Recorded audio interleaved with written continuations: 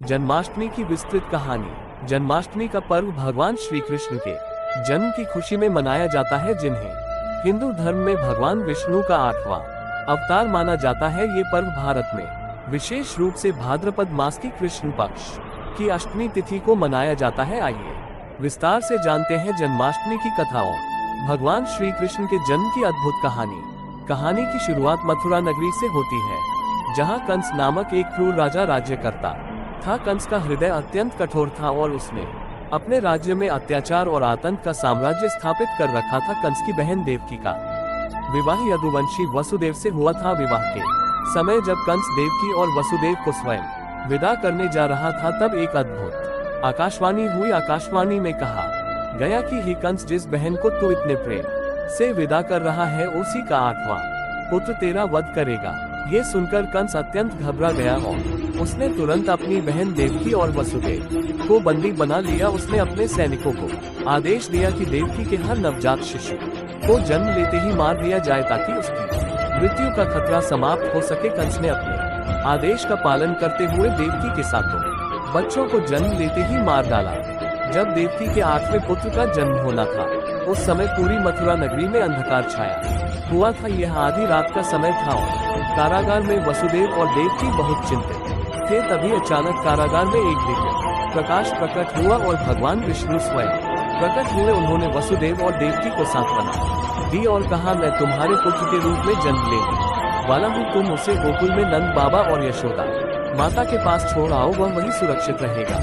भगवान विष्णु के ये कहते ही वसुदेव और देवकी के बंधन खुल गए और उनके लिए कारागार के सारे दरवाजे अपने आप खुल गए। उसी समय भगवान श्री कृष्ण ने जन्म लिया। उनके जन्म के साथ ही चारों ओर दिव्यता फैल गई और समस्त कष्ट दूर हो गए। वसुदेव ने शिशु कृष्ण को एक टोकरी में रखा और उन्हें गोकुल ले जाने के लिए यमुना नदी पार करने लगे। जब वसुदेव यमुना नदी के किनारे पहुंचे तो उन्होंने देखा कि नदी अपने उफान पर है, लेकिन जैसे ही वसुदेव ने शिशु कृष्ण को उठाया, यमुना नदी का जल कम हो गया और वसुदेव आसानी से नदी पार कर सके। गोकुल में वसुदेव ने कृष्ण को नंद बाबा और यशोदा माता के पास छोड़ दिया और उनके बदले में यशोदा की नवजात पुत्री को लेकर वापस मथुरा लौट आए। सुबह होते ही जब कंस को देवकी के 8वें पुत्र के जन्म की सूचना मिली, तो उसने उसी समय उस शिशु को मारने का आदेश दिया। लेकिन जब उसने शिशु को मारने के लिए हाथ उठाया, तो वह कन्या आसमान में उड़ गई और देवी का रूप धारण कर कंस से बोली, हे कंस, तेरा विनाश तो पहले ही निर्धारित हो चुका है। तुझे मारने वाला शिशु तो गोकुल में सुरक्षित है। ये सुनकर कंस का क्रोध और भी बढ़ गया और उसने भगवान कृष्ण को मारने के लिए अनेक राक्षसों को भेजा। इनमें पूतना, शकटासुर, तृणावर्त और अनेक अन्य राक्षस शामिल थे। लेकिन भगवान श्री कृष्ण ने बालक रूप में ही इन सभी का वध कर दिया।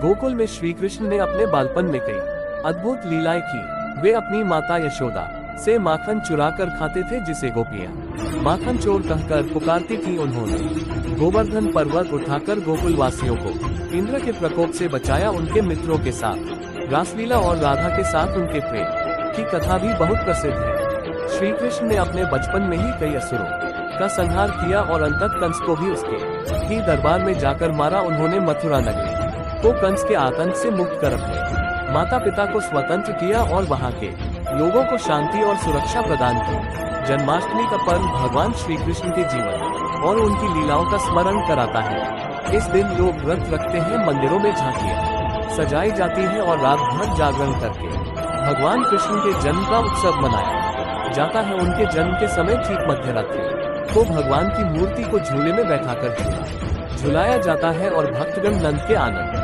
भयो जय कन्हैया लाल की जैसे भजनों के साथ उनकी आरती उतारते हैं।